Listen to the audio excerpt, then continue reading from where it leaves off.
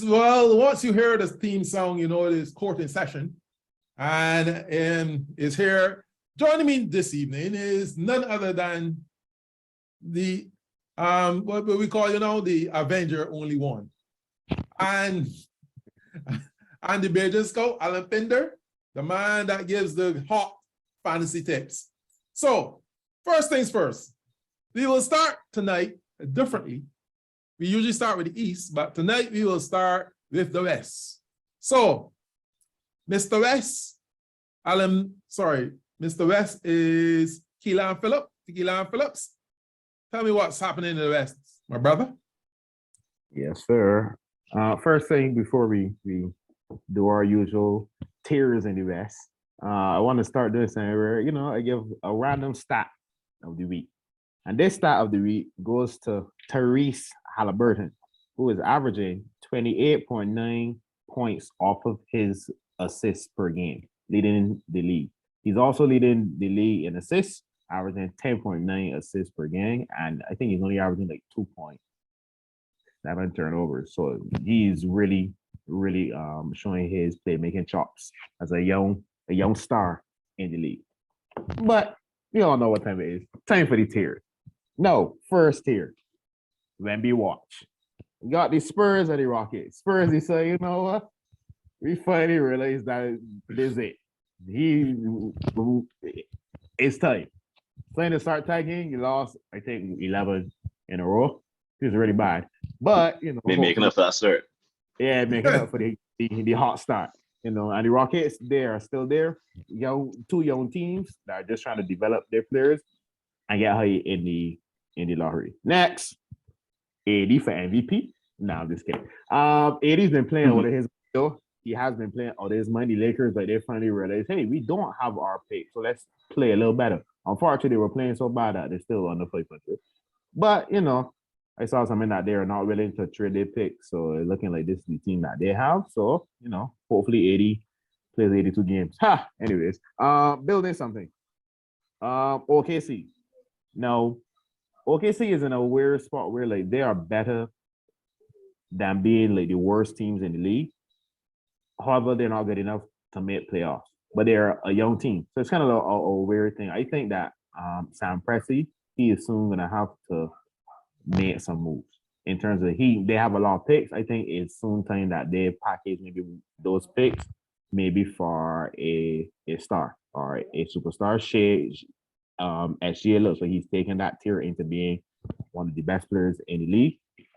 If you get back Chet, package them, and maybe this year's pick is decent as well. I think they can have a fairly decent core. Next tier, back down to earth. Blazers and Jazz, they started out a couple weeks ago. They were the first and the second seed in the West. Now they're down to 8th and 9th. The Blazers have solace knowing that at least Damian Lillard was out for those 2 weeks, so he is coming back. But Jazz do not have John Stockton or Carmelo coming to save them. They are starting to look more like the team that they had before. You're going real far back, though. Yeah. No, Mitchell is also not there. He's not coming anymore. Next tier. Call this championship hangover week 5. It's like the 5th week that the Warriors seem to be in a championship hangover. Like they've started playing a little bit better, yes, but still, I think they are not even. I think they're in like 10th or 11th. Still not where you would like the defending champs to be. But also, if I know in the NFL, apparently the Rams that won the championship, they are a bad team too. So this might just be a team thing. If you win the championship this year, you might just be bad next year. That's it. Next tier, off-season losers, Wolves and the Mavs.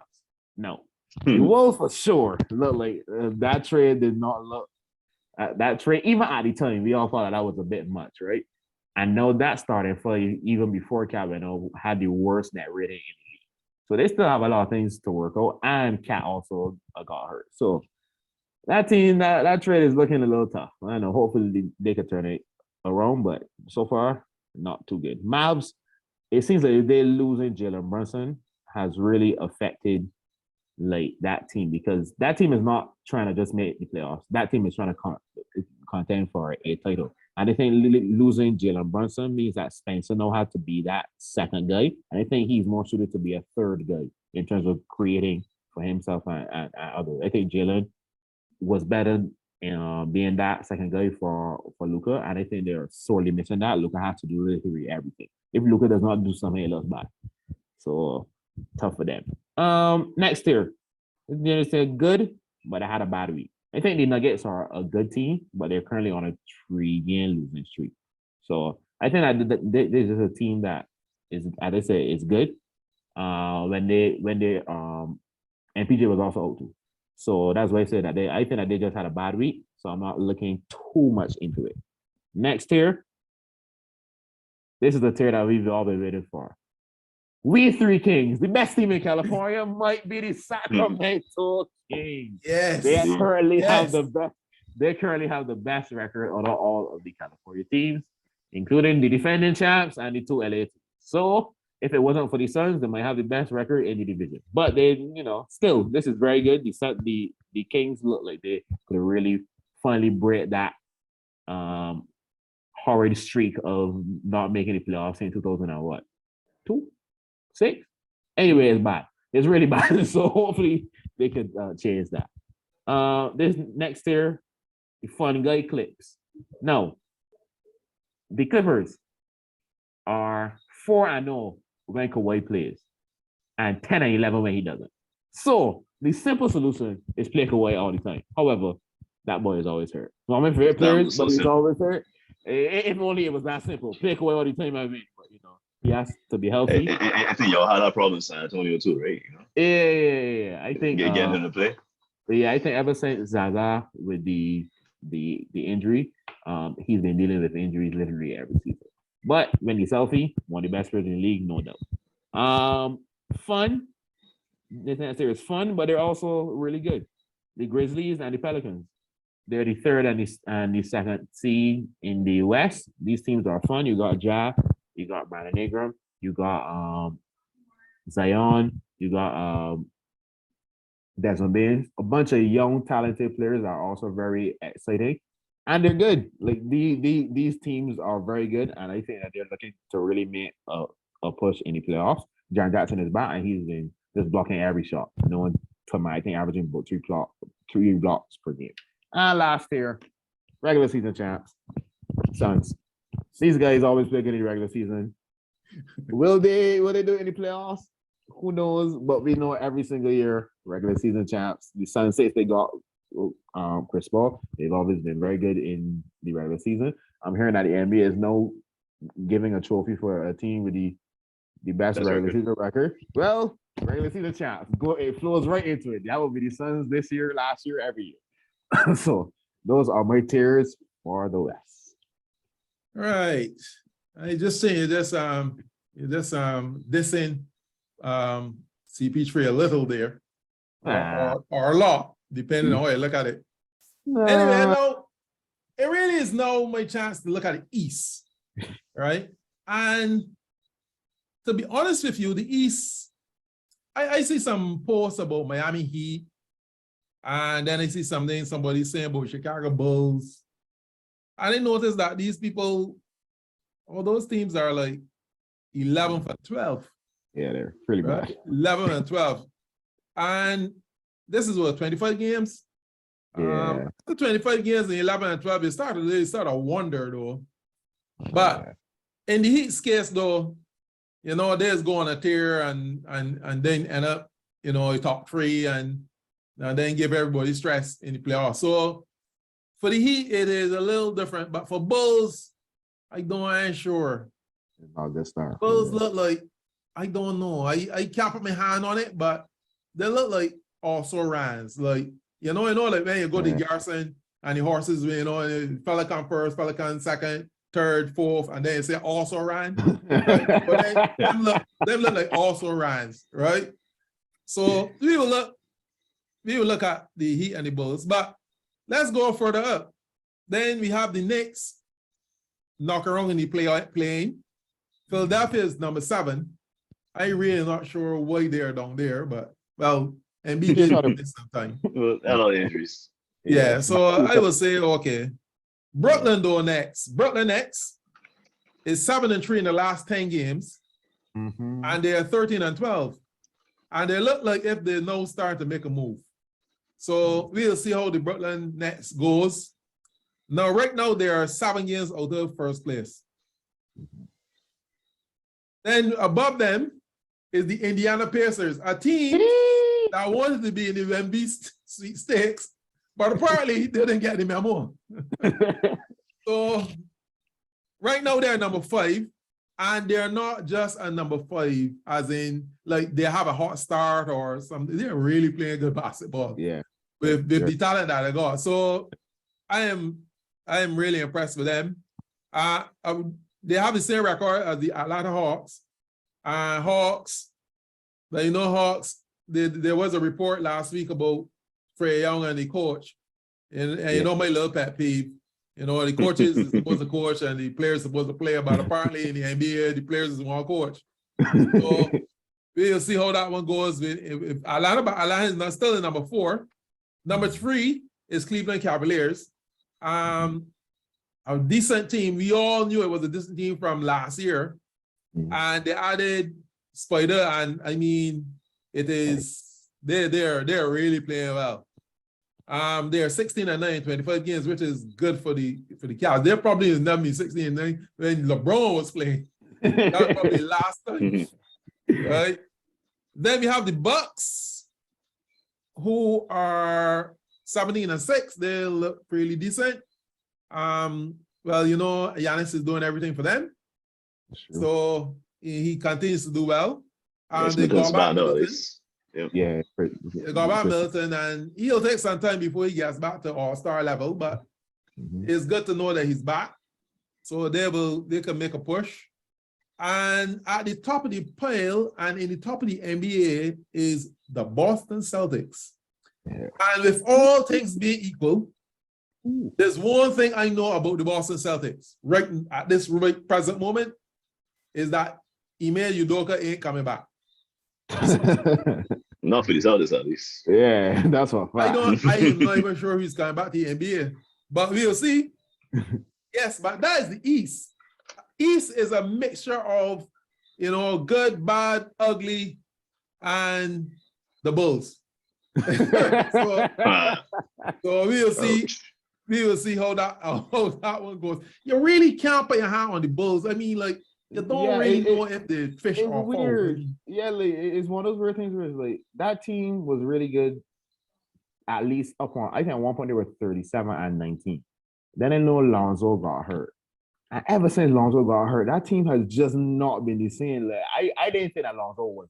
I knew that Lonzo was a good player. I didn't know he was this much of a deal for them. Like they something is just missing. Like they have two all-star level talents in terms of wings. They have a decent big who's averaging anything like 16, 17, and 10 or 11 or whatever. It just not there. Yeah. So, but that's the East. And once you go from the East and the West, the next is our fantasy picks. So we go now to the Bajan Scout, Alan Pinder, and you will tell us about who to pick up. Well, there's a short session for us today. We have Tim Hardaway with the Mavs. Was not playing very well, but when the calendar went to December, I don't know, maybe he's a Christmas guy or something, but he's been averaging 25 points and 5 boards for the month so far. Maybe he turns into that piece that they need to replace Jalen Brunson. I'm not sure, but it might be a good idea just to keep an eye on him. He might be worth picking up, if at least only for the month of December. And Christmas gift. And lastly, we have Andrew Nembhard, who had an amazing game for the Indiana Pacers against the Golden State Warriors, career night. And he's been playing very well with Tyrese Haliburton out of the lineup. But I will caution people from picking him up. Tyrese is going to be back tonight, I believe. So once Tyrese is going to be back in the lineup, he's going to go back to small forward. He's not going to be giving out high-level production. So I would say don't get entitled to him fantasy-wise. He's probably not going to give you that high-level production he's been giving the last 2 games with Tyrese out. He's been playing, at least fantasy-wise, he's been playing at a very high level for sure. Okay, that's the fantasy picks. I usually look to pick so that I could get something, but it seems that my cupboard will remain bare tonight. I tried to pick up what's his name? Last week was the guy from Detroit. I was trying to get him partly Think by the way, I think. yes, I think somebody watched the show and I'm gonna pick him up from our league. But we'll see what happens. So that move is quick on the the fantasy picks. Yep, that's the fantasy picks from Alan Pinder, the Bajan Scout. And right now we will go to the BA corner. Second installment, we will now be speaking to Francis Williams, the now president of the BA. Yes, in the BA corner tonight, we have the president of the Basketball Association, Mr. Francis Williams. Mr. Williams, or shall I say Francis? Francis is most appropriate, Terry. Good night. Yeah, good night. Right, so couple of things. First thing is, I know your tenure was it was really marred by the pandemic. We didn't play basketball for what, 2.5 years. So was there anything that, well, there had to be, but something that you had planned that didn't come off that you really wanted to come off? That could be a number of things.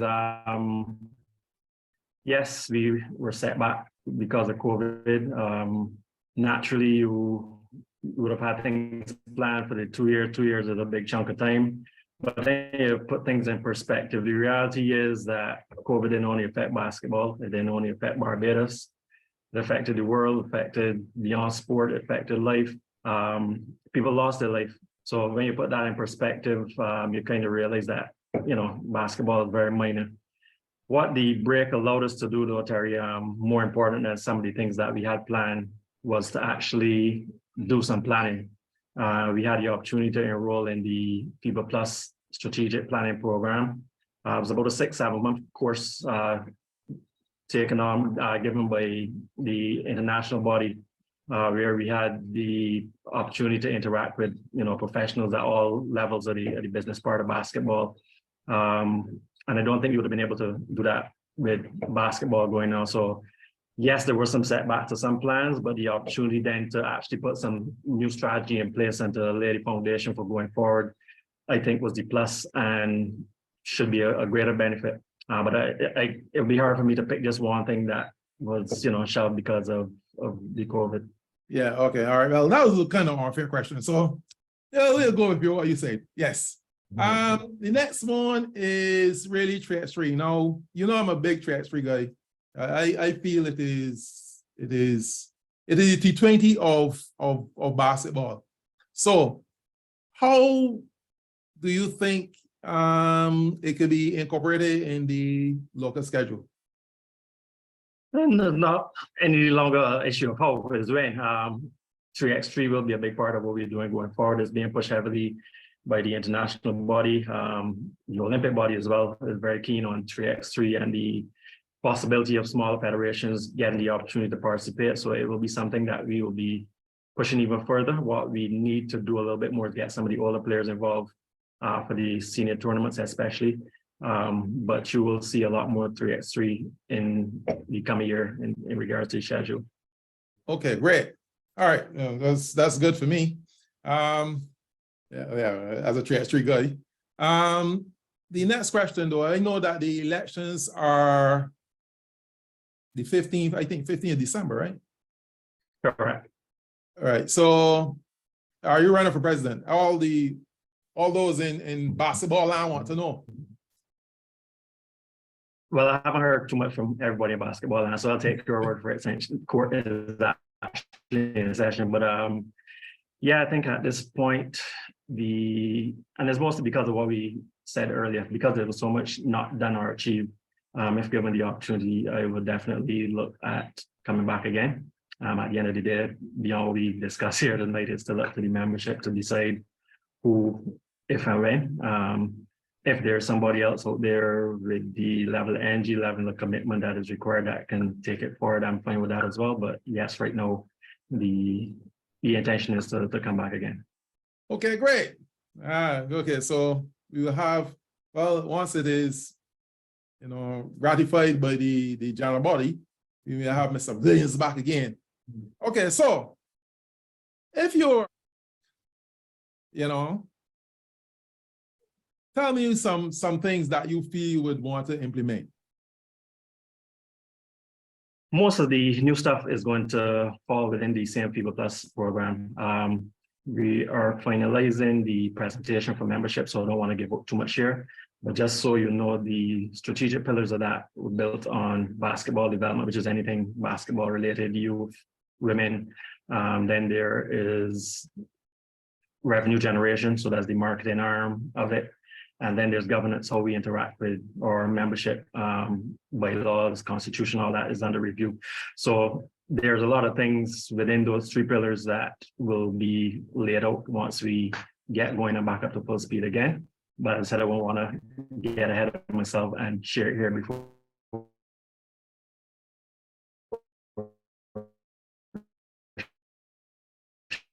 Sharing it with membership. Okay. All right. So the final question I have for you tonight is, what is your favorite NBA team? All right. So that I won't start a fight or a quarrel. Until about 3-4 years ago, I used to be a Lakers fan. I've grown to accept that I don't necessarily need to have a team to be part of fandom. And life has been quite fine without having a team, but don't let's get into the particulars of why I no longer have an NBA team. Okay, but well. I'll live Kobe Bryant. Oh, okay. All right, well, that is fine. That's fine. We don't want to hold you to any team. Right now, good. Right now, they got people that are actually hailing for the Kings. So, we don't really know how basketball going. Anyway, this has been... I actually enjoy being able to just watch a piece of game, any game, and not having to be too emotionally invested in it. So it is working out fine for me. Oh, okay. Okay, that's great. I hope that you get that, get to that point. Well, that is it for the Baby Corner. We thank Francis Williams, the now president of the Basketball Association, and he's up for re-election on the 15th of December, and we'll see what happens. So thank you, Francis. And right now we are adjourned. Thanks to Terry, and all the best for your recording session. Thank you. Yes, that was Francis. He gave us some insights into his thinking going forward. So we'll see what happens at the AGM on the 15th of December, if he will be returned or if he will be watching just like us. Now, obviously last week was a very bad week for one fella named the Bajan Scout, Alan Pinder. He did not get a win. First time in my seat that he didn't get a win, and I think it was just he was just like Utah Jazz in that instance. Like, that was a anomaly. Like when the Jazz are leading, all we know, like we just saying, okay, no, we know the Jazz is staying there for sure. So, yeah. So, pick five. Pick five is the thing on the Thursday. There's Houston at San Antonio. Oh, Lord. Should I in at San Antonio or should I? Houston at San Antonio. This is what we call the Wemby States game. Literally the worst. That's so funny. Right. Man. So, Alan, oh my God. Says the Avengers having a ball with that one. Alan, who you pick? Houston versus San Antonio. A true lose-lose scenario. I think I'll go with Houston on this one. They've actually been playing kind of decent recently. So. Okay, so again, Houston. Yeah, I don't know how much I am there at this. you let go Houston too, but no, I'm definitely going with Houston. I'm hoping I Houston. So you go with Houston because You go with Houston because you want San Antonio to be sweet state. Yeah, look, this is my thing for San Antonio. I want the young guys to play well, like Keldon Johnson and Devin Vassell. I want them to like play good, average 20 or whatever, and lose. That's the perfect situation. Everybody's developing and we losing. Perfect. But you know this game could have some type breaking implications, you know. So this is a really big game. You see, way to lose, Spurs. Okay. Too. I go with San Antonio though, because I don't want to be on that side. I don't want to pick somebody because I don't want the other team to win. My thing is, right? I don't know if I should have. I don't overplay, but I don't know if I should. Maybe it's a but I'm too good. Remember, I said that was an anomaly. All right, on Friday, Toronto at Orlando. Toronto at Orlando. And well, that was not a Wemby Sweet States, but a Wemby Sweet State team. Yeah, go Raptors. Yeah, I get Raptors too. Ain't sweet. You're going to Raptors to Avenger Avenger only one? Yeah, definitely. They get the Raptors. Okay. On Saturday is a rematch of the NBA final. Boston at GSW Golden State Warriors. Boston at Golden State. Man. Boston really should win that game. Boston really should. But I'm gonna go on a limb and say the Warriors. Now, if for some reason like certain guys don't play, that'd be just unfortunate. But I think I'm gonna go on a limb saying that the Warriors might win this one. Okay. Robert Williams is so what bad. about you there, Alan Pinder? Yeah, I'll go with Silas on this one. I'll be honest with you. I will watch that game. I think that game is going to be fascinating. But I think Boston is playing the best basketball in NBA. And by a long way, I ain't talking about even close. So I feel that I will go with Boston, but I will watch that game, make sure I watch that game. Yeah. But yes, I think I will go with Boston and GSW is Keelan Phillips. On Sunday, Lakers at Detroit. We don't know if AD will recover from his flu-like symptoms. Like normally I would say Lakers. I think it's still the Lakers, but I mean like Detroit had a good win against the Heat the other day. I think that was last night. However, like that was one of those weird. Like they also beat the Mavs. Like the Pistons, one of those weird teams that like they're just playing good against some of the better teams. It's weird. Yeah, they these round of good games. Yeah, they just round a good game. That means Lakers though. That's what I just to say. Okay, so you still going with Lakers? Yeah, I can still go. Okay, all right. Well, I can pick Lakers because you know I can pick Lakers. What about you, Alan Pinder? I'll go with the round of Detroit game. Or around it. So you feel that they can just get one of those things. That's a good pick though. I must admit because Lakers are not being at the top of their game anyway. I don't think we've confirmed that AD got his flu shot either. So yeah, so if he's out, the game should be very close. And the final game for the pick 5 is our beloved team, the Sacramento Kings at New York. We three Kings, like the beam. I'm going with the Kings, man. I'm going with the Kings. Keelan with the Kings. Yeah, what about you? Yeah, I like the beam as well. Yeah. I don't know if to go with the Kings. Nah, you have to. Yeah, I ain't got no choice. You have to.